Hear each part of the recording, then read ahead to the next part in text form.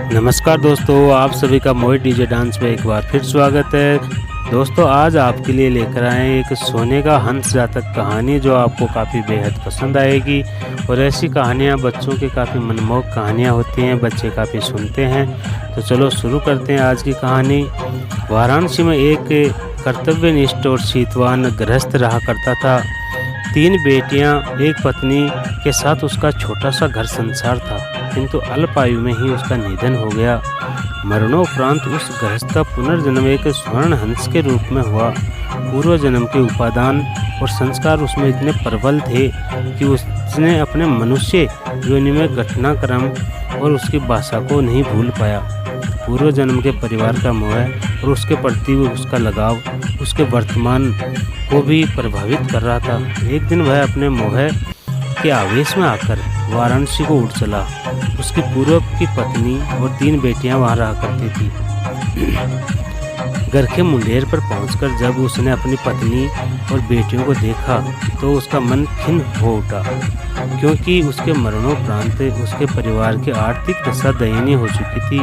उसकी पत्नी और बेटियां अब सुंदर वस्त्रों की जगह चिथड़ों में दिख रही थी। सुख वैभव के सारे सामान वहां से जा चुके थे, फिर भी पूरे उल्लास के साथ उसने अपनी पत्नी और बेटियों को आलिंगन कर और उन्हें अपना परिचय दिया।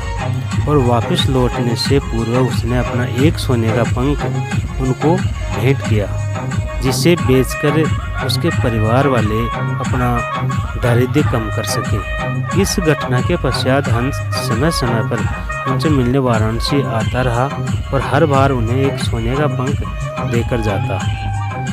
बेटियां तो हंस की दानशीलता से संतुष्ट थी, मगर उसकी पत्नी बड़ी ही लोभी प्रवृत्ति की थी। उसने सोचा कि क्यों न इस हंस के सारे पंख निकाल लिए जाएं और एक ही पल में धनवान बन जाएं।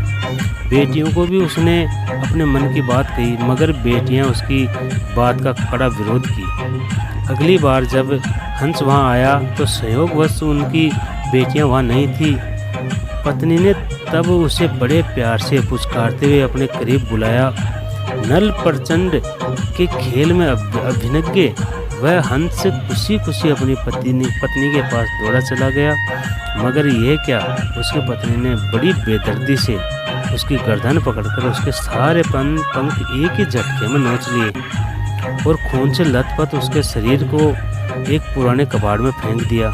फिर जब वह उन सोने के पंखों को समेटने लगी तो उसके सारे पंख साधारण पंख होने लग गए, क्योंकि जब उस हंस के पंख उसकी इच्छा के प्रतिकूल कोई नोचे तो वह एक साधारण हंस के पंख के समान हो जाते थे। बेटियां जब घर लौटी तो उन्होंने अपने पूर्व जन्म के पिता को खून से सना हुआ देखा। उसके सोने के पंख भी लुप्त थे। उन्होंने सारी बात समझ में आ गई। तत्काल ही उस हंस की भरपूर सेवा की, उसकी मरहम पट्टी की और कुछ ही दिनों में वह स्वस्थ हो गया। स्वभावतः ही उसके पंख फिर से आने लगे, मगर अब वह सोने के नहीं थे, साधारण हंस के पंख निकलने लगे।